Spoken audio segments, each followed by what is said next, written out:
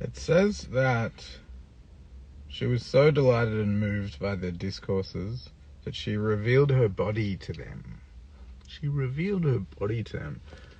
I don't think it's as sexy as it sounds. I think that the Heavenly Maiden lived in the Buddhist house where the monks held their assembly. And I think maybe revealed her body was like, she's an invisible goddess, and then she was like, hey, I'm here, like, you can communicate with me. I think that's what this is fucking getting at. Anyway, so the reason I got into this was because, I'll just read it. She sprinkled flowers on them, and the flowers stuck to some of the monks and not the others. Now, the monks who they did stick to started to brush them off. And so she says, why are you trying to shake off the flowers? And Sariputra says, look, we've decided to be content with poverty. This is like flamboyant and etc. You know, like we're now possessed these beautiful flowers against our body, and that's against our values. And she said, the flowers like aren't a thing, and you're judging them, and you're deciding they mean this. You're evaluating and judging what they mean. Look to your brothers who the flowers have not stuck to. They haven't evaluated or judged anything. Basically, don't you feel semi-envious of those of you who are not evaluating and judging like what's happened? And then the monk says, okay, but like, shouldn't we pay attention to the scriptures which say don't be attached to things, you know? We're not supposed to be attached to worldly possessions and grandeur and stuff like that. And what she said, and this is what really tickled my pickle, she said, it's only those who have ego, right? Zen shit, obviously, that need to fear worldly attachment and stuff. If you have no ego, then is nirvana not, you know, enjoying small things, right? So only for those with inflated egos is there a need to follow the teachings that say we must abandon worldly passions, angers, and foolishness in order to attain nirvana. For those without ego, the true nature of worldly passions, anger, and foolishness is in itself nirvana.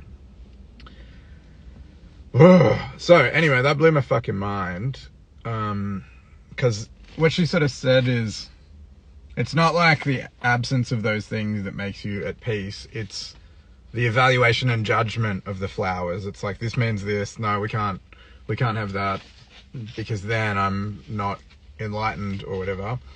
And what this brought up for me, yeah, she also says it's vulgar or sacred. Like, we label the flowers as vulgar or sacred. It's this or that, it's good or bad, you know? So what it brought up for me was, like, in addiction, like, what's the difference between somebody who is of ego, right? And that's like afraid of death, and, you know, this is the kind of things they talk about.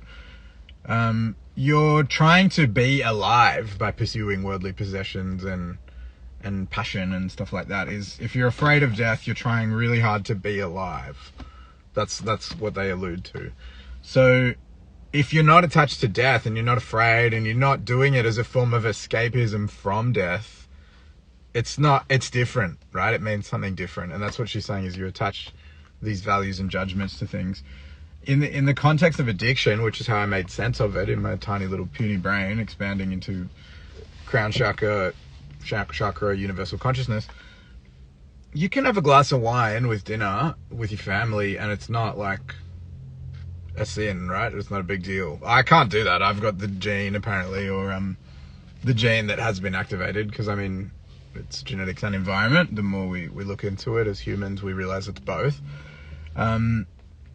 But if you're drinking to get away from insecurity and fear and anxiety and, you know, the perils of being a human and the human condition, it means something different. So having a drink with your family, it means something, and having a drink to escape suffering, it means something different, right? And I also see that in terms of, like, you know, gaming or whatever's like extroversion, or, you know, whatever the thing is, gambling or whatever, to get away from yourself, then it's maladaptive coping, yeah? It's a coping strategy. If you're just playing a game because it's fun, it's different. You know? If you're just hanging out with your friends because it's fun, it's different. If you're hanging out with your friends because you can't stand to be alone, it's a different thing, right? So that's what she's saying is like, it's the judgment and the evaluations of the flowers falling on you that creates the meaning. And the same thing could be nirvana if you're not attached to it, as it is sin and maladaptive coping if you are attached to it. Which to me was just like... So I had to share it with you. Anyway, peace. Love you.